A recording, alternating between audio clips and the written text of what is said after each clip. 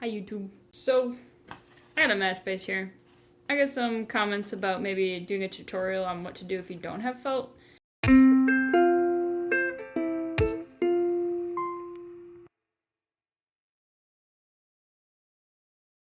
And my first suggestion is always going to be get some felt. It's like 30 cents a sheet. But if you don't have felt, you could get an old t-shirt or something and you can cover it in that, and that paints pretty well. This is just some poly cotton that I used. There's lots of glitter on it. But if you can't do either of those things, and genuinely all you have is a cardboard or paper mask, I'm going to show you how you can still make it look really good with some paint and some colored pencils. You don't need fancy paint or colored pencils. I got Apple Barrel. I think this is like 55 cents per bottle. And I also have some colored pencils. I think I'm using a horrifying mix of Crazy Art and Crayola. I am. So whatever you got is going to work out just fine. My first suggestion is going to be altering your base because this is really boring and super overdone. Something as simple as just opening the eyes up a little bit or gluing on some cardboard for bigger ears. It's going to help you significantly. I blabbered over this part a lot, so I decided to speed it up and tell you the gist of it. Basically, use a template if you need it.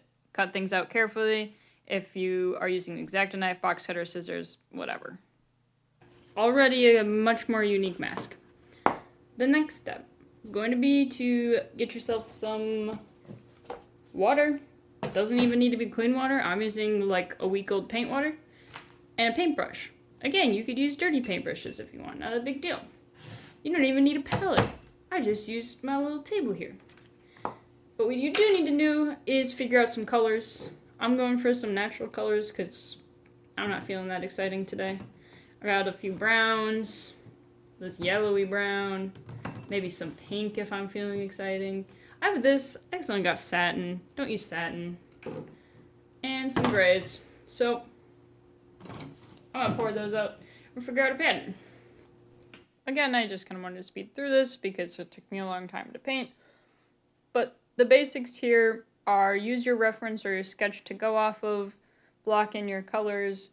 You don't need to worry too much about like gradient or shading because this will get covered up by colored pencils. Unless, of course, you're not planning on using colored pencils, in which case I spend a little bit more time shading. But, yep, just kind of going through.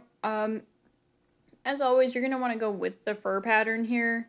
If you just do willy-nilly brush strokes, it's going to look a little unprofessional. As well as just keeping in mind to use thin layers of paint rather than really globbing it on. Not only is it going to make it a lot easier to color in the next step if there's not a ton of paint on the mask, the texture ends up looking really wonky and unprofessional when you just do, like, I don't know how to explain it other than globby. The other thing, too, is keep your brush as dry as possible. If you need to wash it to switch between colors, make sure that you like really dry it off before putting it back in the paint, because since we're working with just cardboard or paper as a base, it gets soggy super easily.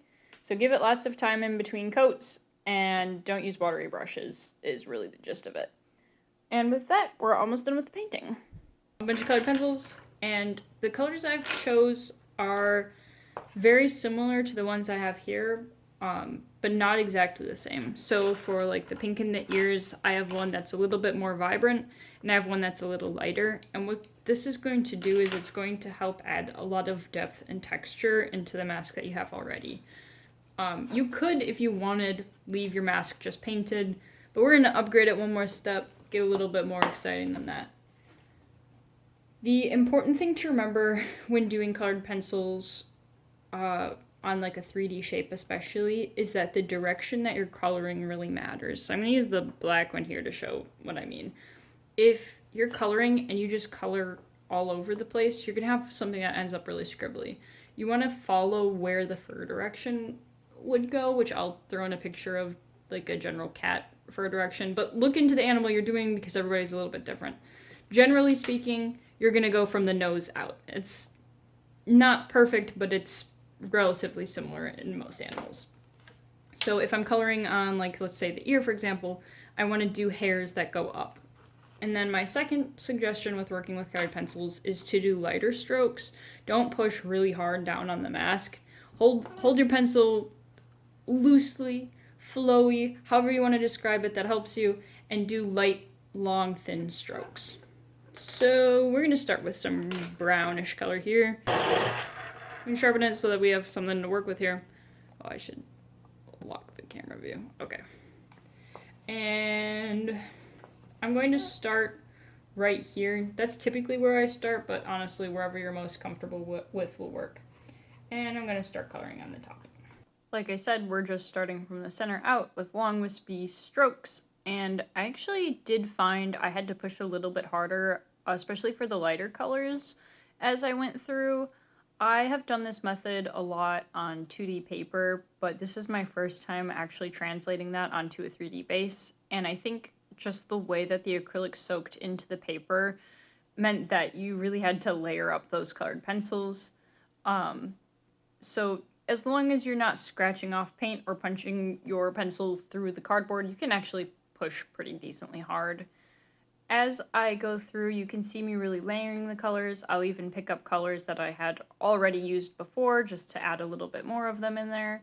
And then the final details were the darkest ones, and I did those last just so I could see where things need to be filled in.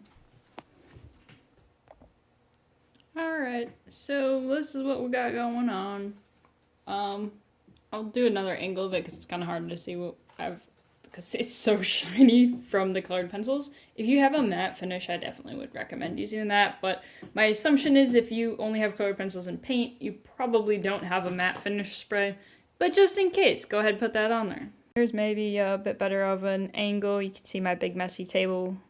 Yeah, I think it turned out pretty well. You can see there's a decent amount of texture.